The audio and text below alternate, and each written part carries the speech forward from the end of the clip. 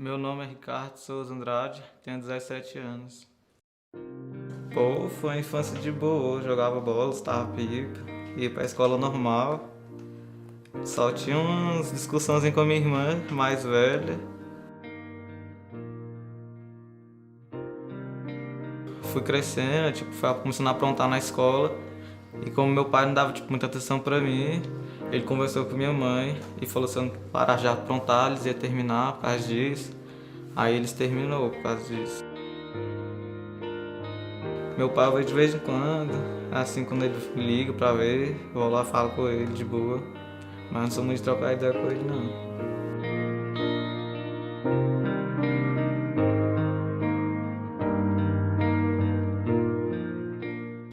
Meu nome é Rayane da Silva Oliveira, tenho 20 anos. Também tive uma infância também muito boa. Lá na minha rua tem um parquinho também que é ótimo. Nossa, minha infância foi toda nele. Brincava também muito na rua, jogava bola. Brincava de castelo de areia, brincava de pular quem pulava mais alto do balanço. Foi bem legal a minha infância.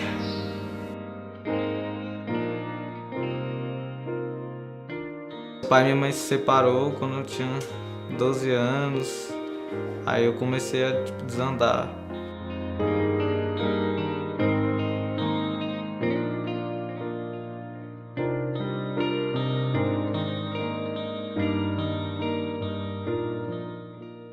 Com 6 anos meu pai morreu, minha mãe também foi presa, aí eu fui morar com minha avó.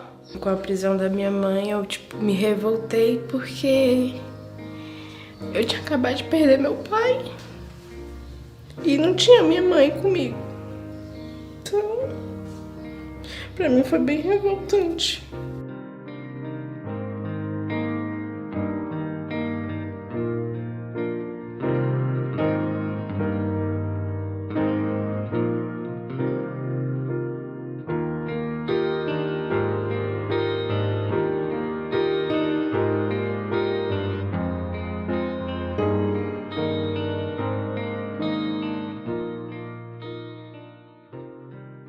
O perfil dos meninos, na grande maioria, são de adolescentes, crianças e adolescentes que não têm a figura paterna em casa.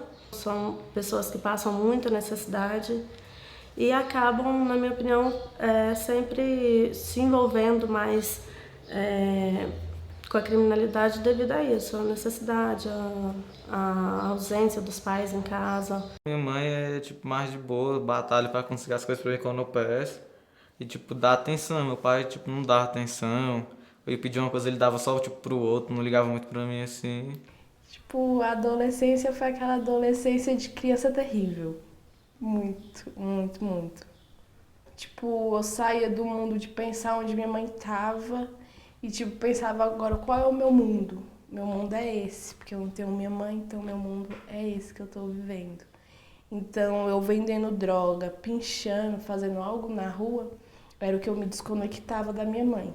Que todo momento eu, me conectava, lembrava, chegava a chorar toda noite.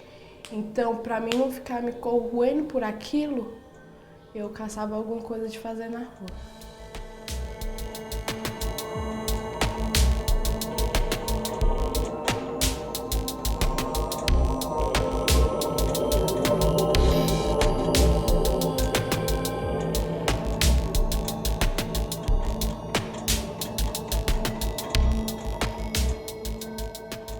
As mães, que são as que conseguem ser mais presentes, elas não têm tempo. Na verdade, eu vejo muito nesse sentido. Elas não têm tempo para se dedicar aos filhos. Elas precisam prover o lar, elas precisam manter o lar. Conheci a droga, o menino da minha sala, que ele usava e ofereceu. Falou que relaxava. Aí eu fui inventar de usar. Eu fui pra rua pra não contar raiva na rua, não ficar em casa só pensando naquilo, usar droga, soltar a pipa pra descontrair, jogar bola, sair pra festa, não ficar a noite também em casa.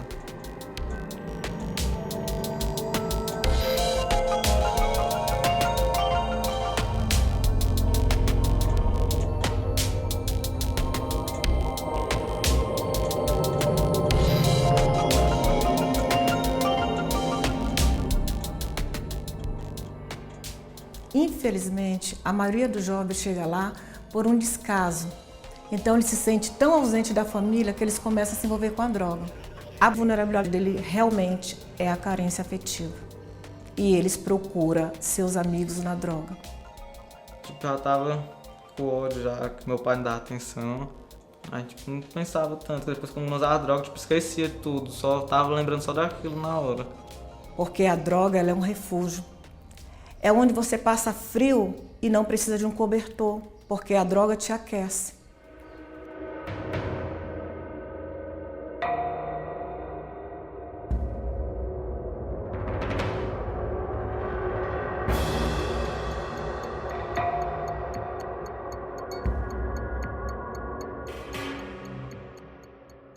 Quando o jovem começa com um furto famélico, são pequenos furtos que eles roubam para comer. E eles começam com aquele furto de rouba para comer, e aí aquele furto é muito pouco dinheiro, não dá para levar a cesta básica, e eles entram para o mundo da droga. Para pagar a dívida de droga que a gente pegava com as meninas lá da nossa rua. Aí nós tipo deu derrame na droga dela toda, usou a droga e não conseguiu o dinheiro. Aí nós resolveu roubar.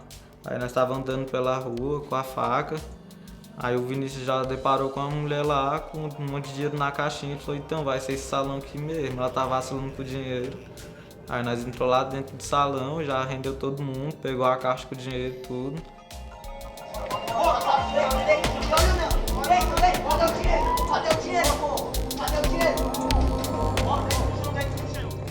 Aí saímos lá do salão, deparou já com os polícias. Chão! Bora, deita!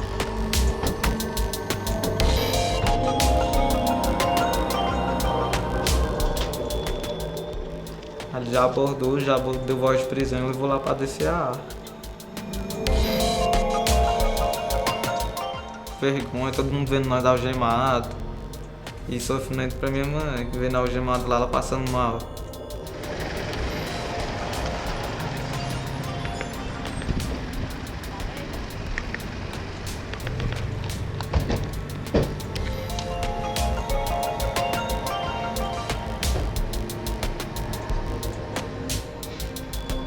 Cabeça baixa e silêncio.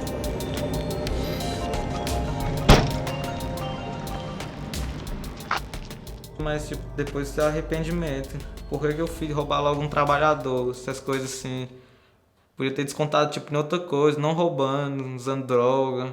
Aí depois que eu vi, porque tipo, eu não cheguei pra cela na primeira vez. Aí depois que eu fui pra cela, eu vi como é que era mesmo. Aí eu vi que o bicho pegava fogo, não era do jeito que eu tava pensando. E se eu já tava ali, já na provisória, já tava desse jeito, assim, imagina se eu fosse pra outra, ia ser pior ainda.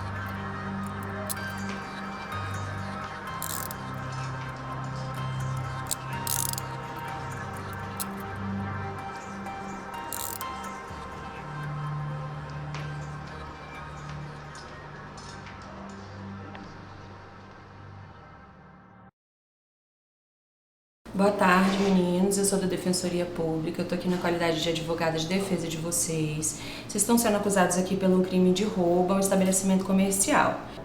Hoje vocês não vão falar diretamente com o juiz. Vocês vão conversar comigo, depois vocês vão conversar com a promotoria. Como é a primeira passagem, existe a possibilidade dele aplicar o que a gente chama de medidas em meio aberto. O que significa isso? Tem a liberdade assistida e a prestação de serviço à comunidade. A liberdade assistida É literalmente o que o nome fala. Vocês vão ser acompanhados na liberdade de vocês vão ter que comparecer a um órgão que se chama UAMA, e lá eles vão indicar o que vocês vão ter que fazer, certo? Além das possibilidades das medidas em meio aberto, que são a liberdade assistida e a prestação de serviço à comunidade, a segunda possibilidade é uma internação provisória. A UAMA é a Unidade de Atendimento em Meio Aberto. A competência dela é executar e acompanhar as medidas socioeducativas de meio aberto, LA e PSC, e executar todas as atividades que orbitam essa execução. Acompanhamento jovem, acompanhamento da família, realização de encaminhamentos, mapeamento da rede, enfim, todas as atividades que versam sobre a LA e PSC. E esse acompanhamento ele é sistemático, ele é global. Ele acompanha a escola, ele acompanha a profissionalização, ele acompanha vários aspectos da vida do jovem, e o jovem comparece à unidade para atendimentos, para participação em reuniões, em atividades, enfim. A prestação de serviço à comunidade não é nenhum serviço extravagante, não é carpintar o sol do meio-dia. Não, são serviços que sejam adequados ao perfil de vocês, certo? Ele é encaminhado a uma instituição conveniada e nessa instituição ele vai realizar algum trabalho que seja de acordo com a possibilidade e a capacidade dele enquanto adolescente durante o período que o juiz determinar. A outra medida que pode ser aplicada é a semi-liberdade e, por último, a internação. Agora vamos aqui diante dos fatos para a gente ver o que a gente vai enfatizar lá frente à promotoria.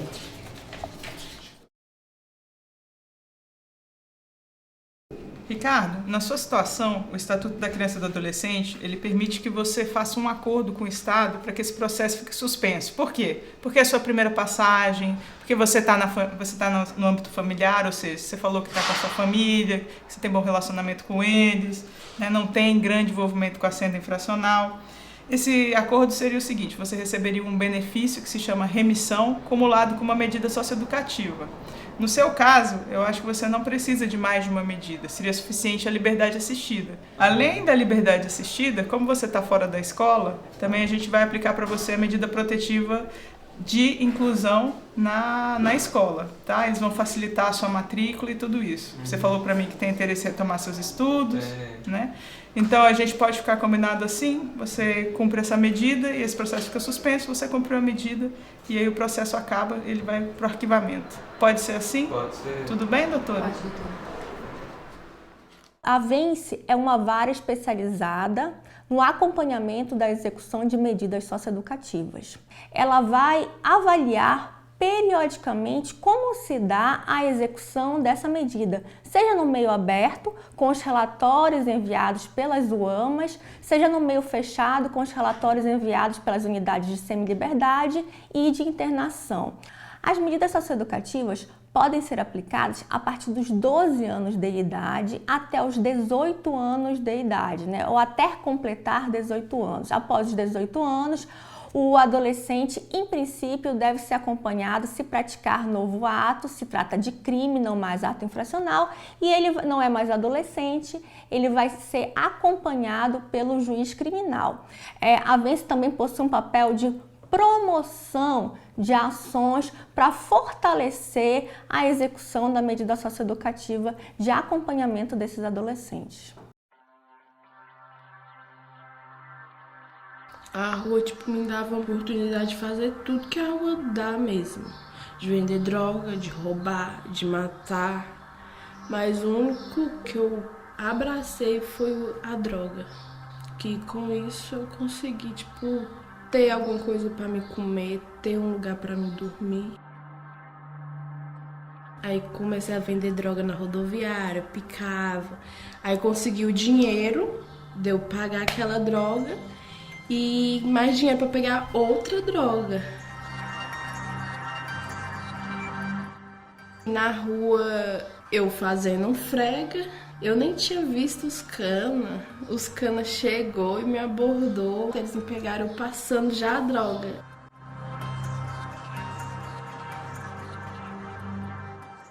Na abordagem, eles procuraram, até que acharam a pedra de crack. Aí eles falaram que eu tava presa pelo tráfico.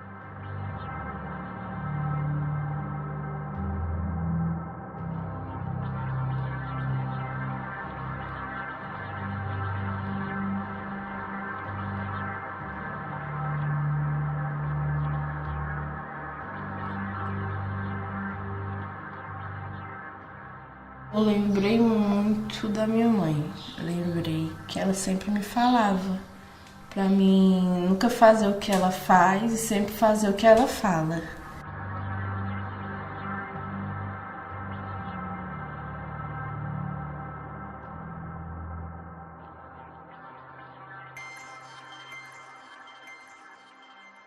Rayane da Silva Oliveira, eu sou a juíza que vou realizar sua audiência hoje. Estão aqui na sala a doutora promotora e a sua defesa também. E aí nós temos aqui uma situação descrita no processo relativa a um tráfico e nós vamos te ouvir a respeito dele. Eu vou resumir os fatos que estão descritos na representação. Consta que policiais faziam uma... E aí te encontraram com a mochila. E dentro da mochila, maconha e crack, um total de 7 quilos. Consta que quando você foi apreendida, você teria confessado que essa droga era destinada à venda. São esses, portanto, os fatos. Esse é o momento da sua versão desses fatos. Você não é obrigada a nos responder, pois você tem direito ao silêncio. Então, Rayane, eu te pergunto, é mesmo verdade que você estava com essa quantidade de droga? Eu tinha meu ponto ali sentada na rua, eu ficava a tarde todinha ali debaixo do pé de árvore, sentada, fumando. Aí toda vez eles vinham e perguntavam, você tem? Eu falava que tinha e servia eles normalmente. Então você admite que estava com essa droga para vender, mas como é que você arrumou dinheiro para comprar essa droga? Você trabalha? Eu fui no traficante, pedi para ele um voto de confiança para ver se ele me arranjava droga para mim fazer mais dinheiro e pagar ele. Rayane, eu vejo aqui no processo que você tem algumas anotações passadas com a gente. Você já recebeu LA, já recebeu PSC. Você estava cumprindo essas medidas? Não. Você está estudando? Também não. E qual é a sua rotina? O que é que você faz no seu dia a dia? Minha rotina, fico um pouco em casa, de tarde vou pra rua encontrar com os colegas e fico na rua. Com quem você mora? Eu moro com minha avó. Por que você não mora com seus pais, então? Com 6 anos, meu pai chegou a morrer e com o decorrer minha mãe foi presa e nós morávamos com o meu padrasto, pai dos meus irmãos. Só que quando minha mãe foi presa, nós não pôde ficar com ele. Aí nós fomos morar com minha avó. Aos 6 anos, fui morar com minha avó e até hoje. Minha mãe se encontrou na cadeia, presa, e nós se encontramos ainda com minha avó. Excelência, a defesa gostaria de fazer um requerimento. Tendo em vista que a adolescente cometeu um ato fracional sem violência e ela estaria disposta a cumprir as medidas anteriormente recebidas, a defesa requer que a adolescente volte a cumprir as medidas de LA-PSC, só que em uma UAMA perto de sua residência. Doutora, como a senhora se manifesta sobre o pedido da defesa? Bem, excelência, o ato infracional praticado pelo adolescente foi bastante grave, foi apreendido com ela significativa quantidade de droga. E analisando a folha de passagem da adolescente, é possível observar que já foram aplicadas a ela a LA e a PSC. Ou seja, mesmo com o acompanhamento da equipe técnica da UAMA, com ela e a família, ela retornou à senda infracional, o que indica que a permanência em meio aberto não foi suficiente para sua ressocialização. Então é necessária, assim, a aplicação de uma medida mais grave. Olha, Rayane, sua situação aqui realmente é bem complicada. As medidas que já te aplicamos não funcionaram, o seu contexto atual não é bom e o fato aqui é muito grave. Então, a lei não me dá outra saída se não te aplicar a internação por até 3 anos. Internação por até 3 anos. 3 anos. Queria que tivesse diferente, sim. Queria que eu estivesse em casa, com minha mãe, com meus irmãos.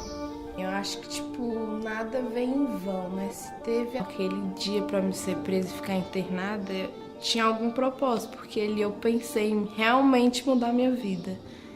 Realmente eu vi que aquilo ali não era pra mim. Existem várias medidas previstas no ECA. A de nível mais restritivo ao adolescente é a de internação. Mas existem 3 tipos de internação, a gente não pode confundir. Existe a internação como medida socioeducativa, que é a restrição da liberdade do adolescente e é aplicada por sentença. Então, esse adolescente ele vai cumprir por prazo indeterminado, a lei fala em prazo indeterminado, mas por até 3 anos é um prazo máximo, ou até completar 21 anos, o que acontecer primeiro. Esse adolescente ele vai para a unidade de internação e lá cumpre a medida socioeducativa de internação. Mas existe uma espécie de internação que é a internação-sanção. Internação-sanção é uma espécie de penalidade para o adolescente que reiteradamente não cumpre uma outra medida socioeducativa imposta. Para que ela ocorra, tem que ter um processo de instrução, então ela decorre de uma sentença. Portanto, ela é mais comum na semi-liberdade. Se o adolescente não cumpre a semi-liberdade, que é uma outra espécie de medida socioeducativa, uma forma que o juiz tem de compelir e de sancionar esse adolescente pelo não cumprimento é a internação-sanção, e ela pode se dar a até 90 dias. A outra espécie, por último, é a internação provisória. Então, aquele adolescente que é apreendido em flagrante, se ele é apreendido em flagrante, ele pode ser internado provisoriamente por até 45 dias. É uma espécie assim, de prisão preventiva no sistema socioeducativo.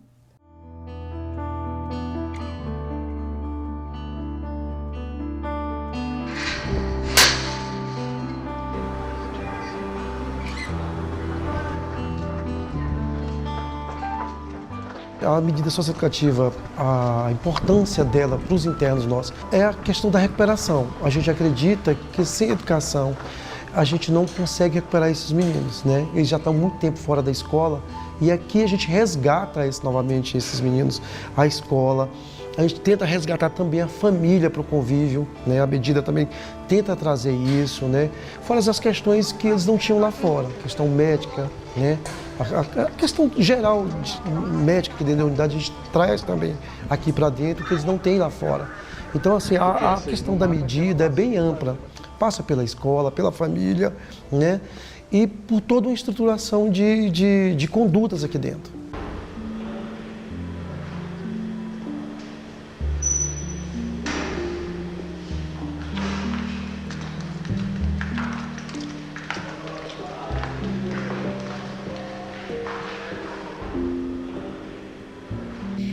Na unidade de internação, quando eu cheguei assim, a primeira vez que eu, bateu a ficha que a casa caiu realmente, foi onde passou, um flashback da minha vida todinha. Lembrei do que minha mãe falou, lembrei da situação também que minha mãe tava, era a mesma que a minha.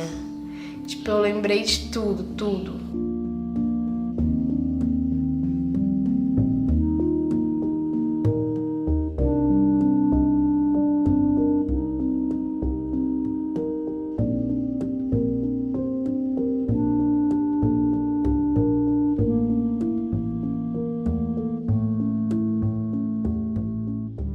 Eu lembrei porque eu não estudei, porque eu não fiquei de boa. Aí, era muito triste, era deprê, ficar lá sozinha, assim, na cela, com ninguém que você conheça. Nada pra você fazer, presa, igual um passarinho. Era bem ruim, bem ruim.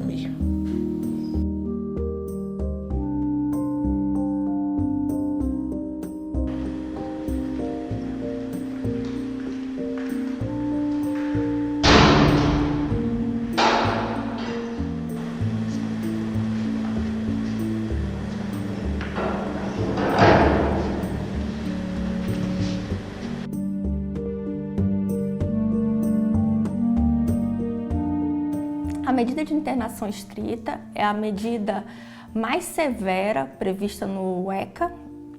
Ela é fixada, segundo o ECA, por prazo indeterminado, mas possui um prazo máximo, um período máximo, que é de 3 anos.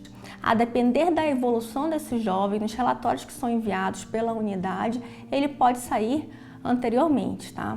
É claro que inúmeras variáveis devem ser consideradas. Então, drogadição, ausência de escolaridade, de estrutura familiar, são fatores que atrapalham na ressocialização do jovem. Então, são fatores que são além do que o Estado pode prever em termos de legislação ou de oferecimento de recursos. A Transforme atua com as oficinas de empregabilidade e as oficinas de audiovisual, e também com os atendimentos psicológicos individuais e em grupo, que é o que a gente executa, eu executo junto com a equipe psicossocial. As oficinas, como parte das medidas socioeducativas, elas são importantes para ter uma oportunidade para eles aprenderem uma profissão aqui dentro, ocupar o tempo ocioso deles e uma chance maior de quando eles saírem daqui, eles serem inseridos na sociedade.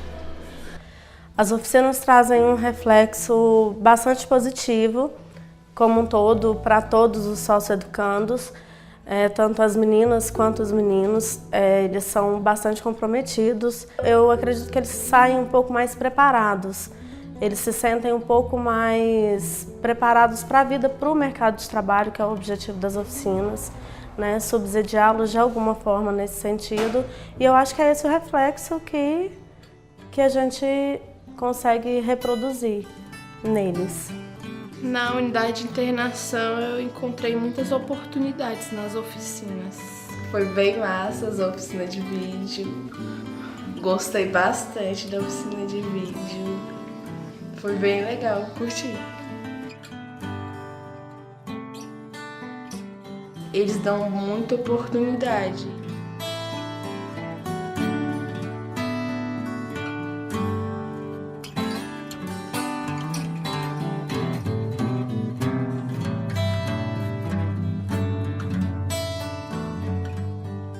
Meu nome é Silvana Naidsky, sou instrutora de audiovisual no projeto Cultura para Adolescentes Invisíveis. O principal objetivo dessas oficinas e desse projeto é mostrar novas oportunidades para esses socioeducandos. Trabalhar com vídeo e audiovisual como um todo traz assim um trabalho muito interno e muito grande de autoestima. Esses jovens só buscam oportunidades, é o que eles mais precisam. E o projeto Cultura para Adolescentes Invisíveis é uma porta para que eles possam ter novos horizontes e que eles sejam inseridos na sociedade.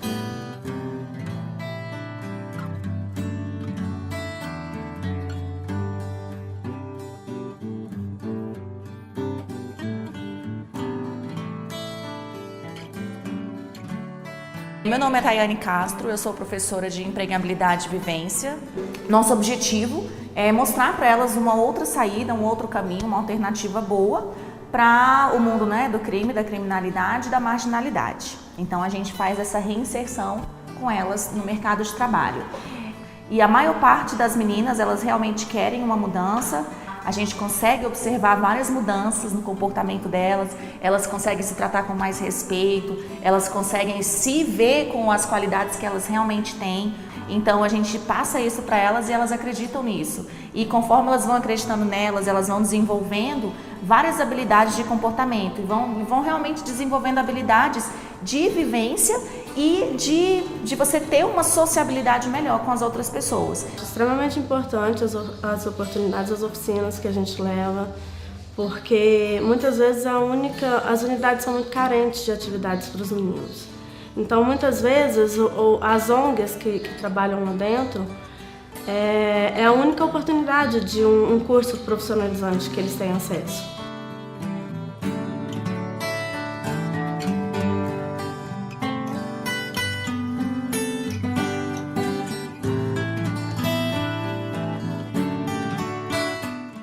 A Transforme é uma ONG que trabalha aqui em Brasília há mais ou menos 16 anos. Ultimamente a gente vem realizando um trabalho dentro do sistema socioeducativo com os adolescentes que estão cumprindo medida. Nós realizamos o aconselhamento psicoterapêutico através de terapias em grupo. Nós também realizamos atendimentos individuais, que são muito mais específicos para cada demanda. Os próprios adolescentes trazem essa demanda ou a própria equipe técnica da unidade também nos traz essa demanda. Amava quando era hora de conversar com ela, porque lá eu me abria, eu conversava, eu contava o que eu estava passando lá dentro, a saudade que eu tinha da rua. Então, ela que ajudou eu a abrir mais a minha mente. No momento em que a gente está dentro da unidade terapêutica, é a maior possibilidade talvez que nós temos de trabalhar com o adolescente, porque ali já deu em alguma coisa. Ali ele percebe uma nova realidade. E ali, por esse motivo, por um sofrimento, por um distanciamento que ele está tendo da família, por um isolamento que ele está tendo ali dentro da própria unidade, ele percebe que as coisas deram em alguma coisa. Então é exatamente ali a minha possibilidade de trabalhar mudanças para com ele. mudanças de valores, mudança de atitude, mudança de comportamento, e isso só vem através dos atendimentos que a gente realiza. Ela soube conversar comigo e eu soube me abrir com ela.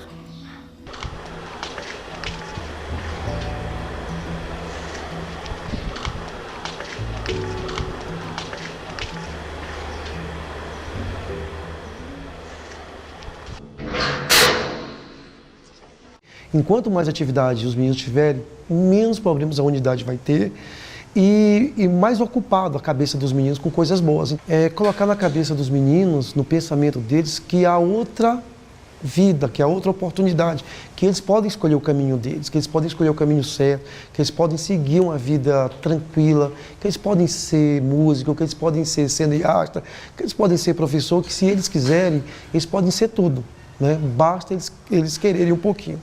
No Distrito Federal, são oferecidos cursos para os jovens, tanto nas unidades de meio aberto quanto as de meio fechado. Então, a escolarização e a profissionalização são incentivadas nas unidades do Distrito Federal. É um sistema que demanda bastante, seja em termos de unidade, de infraestrutura, de efetivo, e isso requer recursos, e a gente sabe que os recursos são limitados, ainda mais quando se trata, né, desse sistema socioeducativo que trata de atos infracionais, de jovens, de adolescentes em conflito com a lei.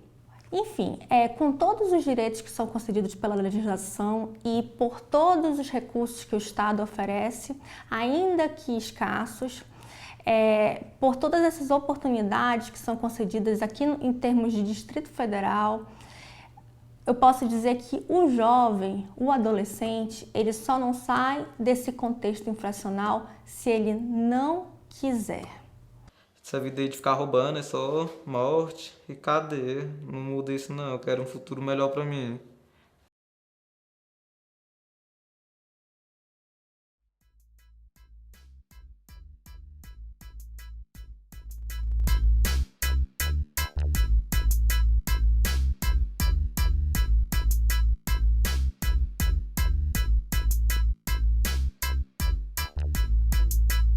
Hoje eu tô disposto a ficar longe de problemas, de tudo que nada me acrescenta. Hoje eu tô disposto a ficar longe das algemas. Hoje tô aqui pedindo outras oportunidades, bem longe das grades. Quero uma vida melhor, quero viver bem sem dever a ninguém.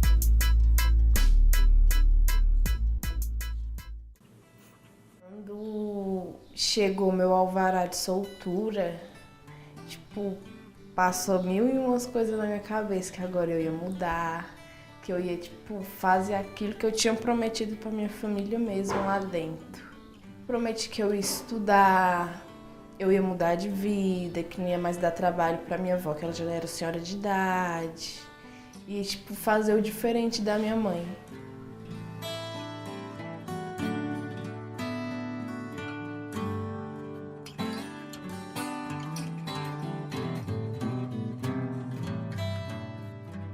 Ai, Rayane hoje em dia pensa bastante no futuro.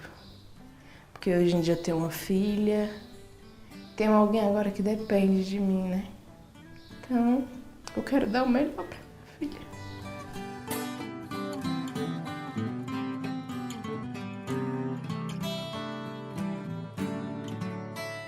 Pra minha filha eu pretendo dar o exemplo, tipo, de boa mãe, de ter, passar a infância dela com ela, a adolescência. Mostrar pra ela, tipo, o que é certo e o que é errado. Voltar aos meus estudos, porque isso precisa bastante. E ter tudo que eu sempre quis, sonhei. Em ter minha família, em ter meu trabalho, em ter minha casa.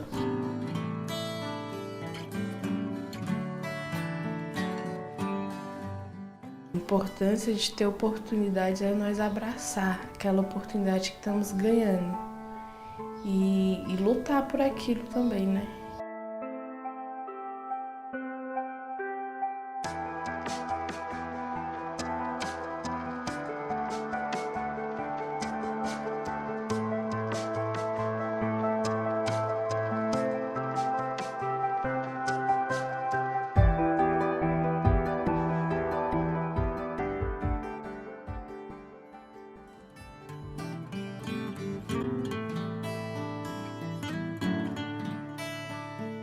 Meu nome é Jackson de Souza Farias.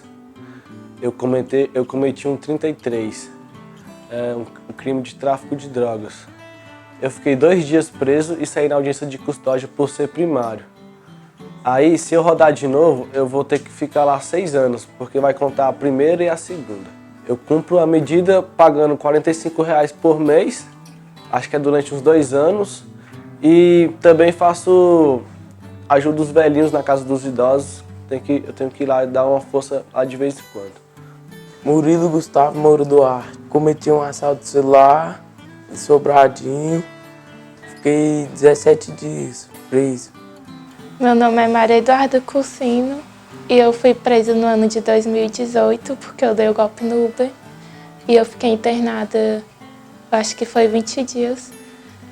Depois eu fui cumprir a medida lá no hospital de Sobradinho. No momento eu estou só estudando, mas eu pretendo entrar no menor aprendiz para mim arrumar um emprego e ter alguma profissão. Ainda não sei o que eu quero ser. Meu nome é Catrine, tenho 19 anos. Comecei a traficar, roubar pedra, maconha e cocaína. Aí na esquina já tinha o policial da Civil. Aí de lá eles levaram nós pra delegacia. Aí foi lá, acho que eu peguei 1 ano e 2. Meu nome é Marcos, tenho 16 anos, moro em Sobradinho. Eu cometi um ato infracional, que foi um 57, e eu recebi a sentença de LA e a PSC, Prestação de Serviço à Comunidade. Na LA eu tenho que ficar passando por acompanhamentos na UAMA, ir para a escola, e a PSC tem que prestar serviço à comunidade. Meu nome é Ricardo Souza Andrade, minha idade é 17 anos, faço 18, 3 de outubro. Cometi um ato infracional de roubo, a mão armada, faca. Aí eu fui pego e saí em liberdade assistida durante 6 meses. No meu futuro, quero poder terminar os estudos, ter um trabalho de boa, ganhando meu dinheiro. Meu nome é Rayane da Silva Oliveira. Em 2015 eu cometi um ato infracional, foi uma tentativa de homicídio e eu fui parar na unidade de Santa Maria e lá eu fiquei um período pagando por isso, tive umas 3 audiências e depois que eu terminei tudo, eu segui um outro rumo de vida. Pretendo fazer sim medicina veterinária. Pretendo também, mais pra frente, ter um futuro não só pra mim, pra minha filha, que hoje também depende de mim, que a vida anterior passou e bola pra frente.